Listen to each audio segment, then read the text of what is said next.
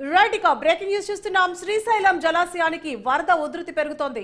Inflow 4,09,591 క్యూసెక్కులు కాగా Srisailam outflow 62,214 క్యూసెక్కులుంది. పూర్తి స్థాయి నీటి మట్టం 885 అడుగులు కాగా ప్రస్తుత నీటి మట్టం 870.10 అడుగులు ఉంది.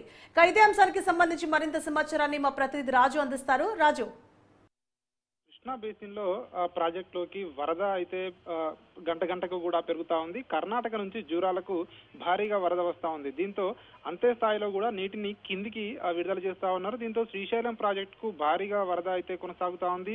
శ్రీశైలం ప్రాజెక్ట్ కు 4 లక్షల క్యూసెక్లకు పైగా ఇన్ఫ్లో నీరు వస్తా ఉంది. జూరాలతో పాటు సుంకేశుల, తుంగభద్ర నుంచి కూడా భారీగా వరద నీరు శ్రీశైలంకు చేరుతుంది. ఇప్పటికే మనం చూసుకున్నట్టయితే శ్రీశైలం జలాశయానికి ఇన్ఫ్లో 4,09,591 క్యూసెక్ల నీరు వస్తా ఉంది. శ్రీశైలం నుంచి బయటికి నీరు 62,214 క్యూసెక్ల నీటిని విడుదల చేస్తా ఉన్నారు. కింది నుంచి వెళ్ళిపోతా ఉన్నాయి. పూర్తి స్థాయి నీటి మట్టము ఒకసారి చూసుకున్నట్టయితే 885 అడుగులు కాగా ప్రస్తుతానికి 870 అడుగుల మేర శ్రీశైలం డ్యామ్ లో నీరు అయితే చేరుతా వస్తా ఉంది. ఇప్పటికే ఇటు శ్రీశైలం కు చేరుతా ఉంది. ప్రాజెక్ట్ లోకి 4,12,000 పైచిలకు వరద నీరు ద్వారా వస్తా ఉంది. శ్రీశైలంలో చూసుకున్నట్టయితే మొత్తానికి ప్రాజెక్టు నీటి మట్టము గంట గంటకు కూడా పెరుగుతా ఉంది. మరో 2 రోజుల్లో ఈ యొక్క గేట్లు కూడా ఎత్తివేసేందుకు కూడా అధికారులు అయితే ఇప్పటికే సిద్ధమవుతా ఉన్నారు. అదేవిధంగా ఇటు ఇతర ప్రాజెక్టులకు కూడా కృష్ణా బేసిన్ లో ఉన్నటువంటి ఇతర ప్రాజెక్టులకు కూడా ఎగువ కురుస్తున్న వర్షాలకు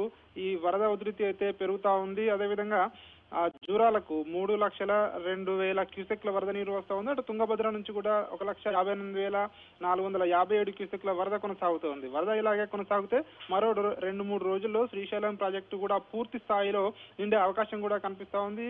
సో దానికి సంబంధించి ఇప్పటికే అధికారులు అయితే అవి ప్రాజెక్టుకు ఇంకా నీరు పెరిగితే ప్రాజెక్టును గేట్లు ఎత్తివేసి నీటిని కిందకి విడుదల చేయడానికైతే దానికి సంబంధించి ఏర్పాట్లు అయితే ఇప్పటికే అధికారులు అయితే ఏర్పాట్లు చేస్తా ఉన్నారు. సువర్ణ,